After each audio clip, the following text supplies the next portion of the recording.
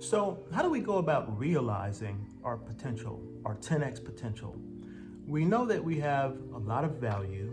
We know that we have skills, we all have unique experiences, but how do we realize it? How do we convert who we are to the 10x lifestyle that we want? How do we realize that potential?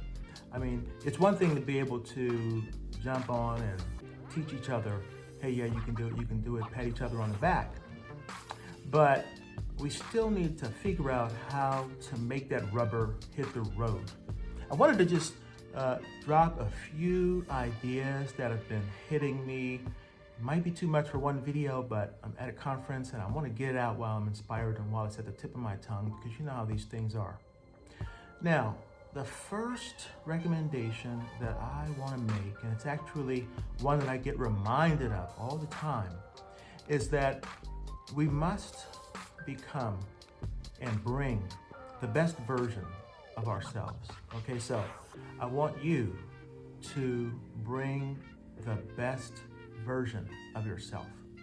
Now, I'm going to ask you to think hard and long and deep, and it might require some reflection. It might require talking to some of your friends, talking to relatives, people that you can depend on, who will listen to you, who have been there down through the years. The first thing is to find out who you are. I mean, who you are that is unique to everybody else. What unique piece makes you very unique that nobody else can fill? That is really what you're going to be leaning on, what you can leverage ultimately to become that and realize, fulfill that 10x potential. That is really crucial, actually. And I'm not necessarily talking about skill per se. I mean, skill might play into it, but just as an example here, my wife says I'm always talking about myself, and I don't mean to do that, but I just want to give an idea. Now, I've always been somebody who was an encourager, really, somebody who was approachable. And so I did choose medicine, and then I did choose to develop certain skills to be approachable and to be able to talk to people and develop trust. But the main thing is that I always kind of had a caring spirit. Now, people said this growing up, and I heard it over and over and over and over, but you tend to forget. You get distracted, you go this way, you go that way, you take classes, you get educated, and then you think that who you are is your degree or something like that. I mean, it's easy to get confused about this. We think who we are is our title, all right? So that's why I wanted to take a moment here. When I look back and when people tell me, when I bump into people now that always have known me, they say, you know, you always had that smile. Your smile hasn't changed. And I think, wow, it's always been there. I had a mentor, a neurologist back in the day. There was a time when I thought I wanted to do neurosurgery. And I hung out with him for a while, the neurologist, mentor. And after it became clear that I was going to be interested in neurology and not neurosurgery, my mentor said, I told you. I don't remember him telling me that. But point of the matter is that we have to figure out who we are. Figure out who you are, that part of you that is you to a fault almost, you know, to a fault almost. I mean, you can depend on it. You can't get away from it. People know that's you, you know, I mean, you to a fault. Now, just again, as an example, from time to time, people have thought, you know, maybe I'm too naive because I lower my boundaries and I let people get close, and people do tend to underestimate. And so that is, again, me being me, all right? And I don't have any regrets about any of that. Sometimes people underestimate, many times people do, but a lot of times they just have to be around long enough and then see you in different contexts, okay? So basically, this is a message also about having trust in who you are. That is what you're going to use, okay? Now, the second thing is, now, more about that. Is it your ability to communicate? Is it your ability to multitask? Is your ability to manage people? Is it your sense of organization? Are you the artsy type, or do you tend to be spontaneous and everywhere all the time? Are you somebody who generally likes rules? Okay, and what are your values also? What are some things that really tick you off, like you can't stand them? And what are some things that you love? Okay, so these are all different approaches, different things that can make you, to help you to figure out who it is that you really are at your core, because ultimately that's what you're going to leverage in terms of realizing your potential, right? Because nobody can be you better than you can. So ultimately, you're going to be bringing you to leverage who you are and what you have, what you represent for what you want, right? So this is where the rubber hits the road. Now, the next is we really only have ourselves and each other to depend on, okay? So we can't depend on our government. They are taking care of themselves. I don't care what government you're in, but we cannot depend on our government. I am generally looking around for who I can support locally, who in my neighborhood, who in my community, right? This is a wonderful time to find out who we are and to bring that to the market and be able to barter. And I'm looking for people also that are bringing their best versions of who they are.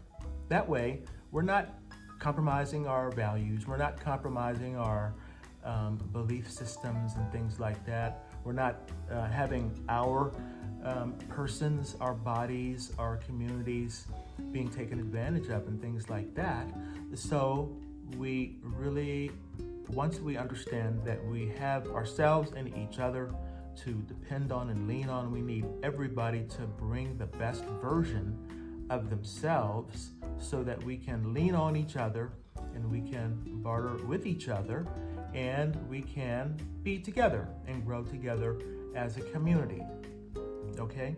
So now, the third sort of thought, idea I have, it's something that I've learned over the past year, and that is a lot of becoming and realizing our 10x potential is learning to leverage who we are, learning to leverage our best selves.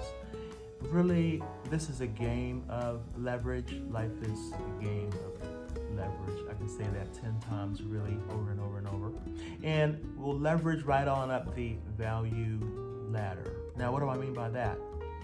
Well, let's say we don't have a lot of skills. Let's say a person comes here from another country, or let's say all of a sudden you realize that I'm 28 years old and I've never had training or anything like that. Well, the first thing that a person can do is to use their ability to do manual things. Okay, so that is at one level of the ladder scale, if you will.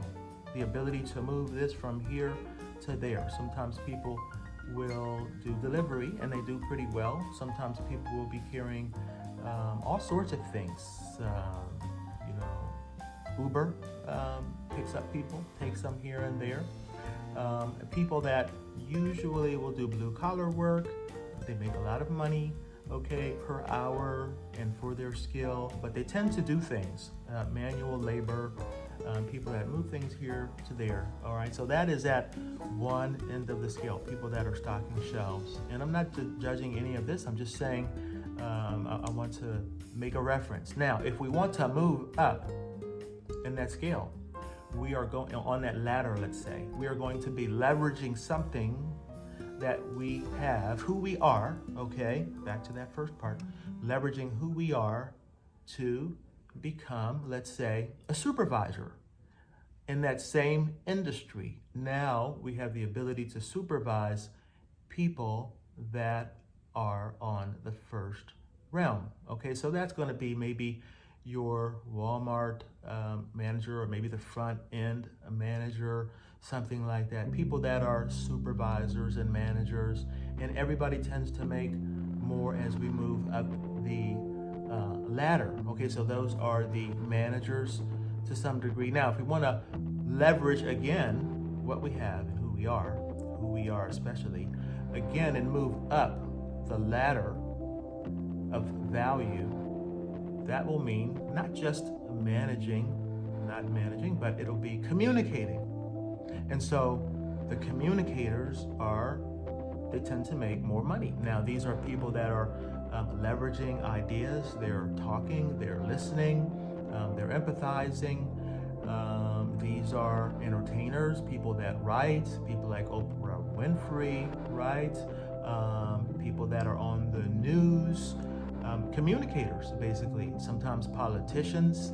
A lot of these people are leveraging their ability to communicate ideas, to communicate and share ideas. So that is the next rung up on the ladder of value. Now, the next level up, these are people that are full of ideas, okay?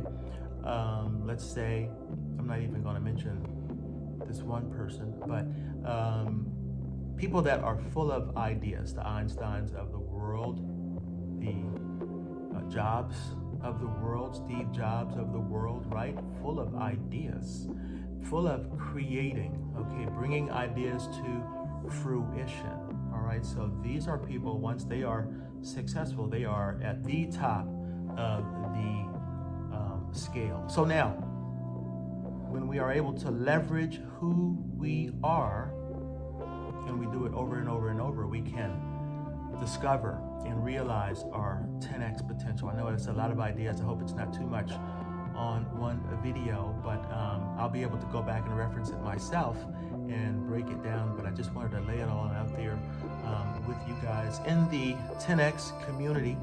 So glad you're here. If you followed me, if you followed all of that, please give me some feedback. If you like that, let me know. Okay, just give me any feedback, because I just came here and put a whole bunch of things in your lap. I hope it resonates with you, and if you think that it resonates with somebody else, let them know. Share it with them, and I'll look forward to your feedback and your continued presence and participation here in the 10X community. Take care, guys. Keep winning.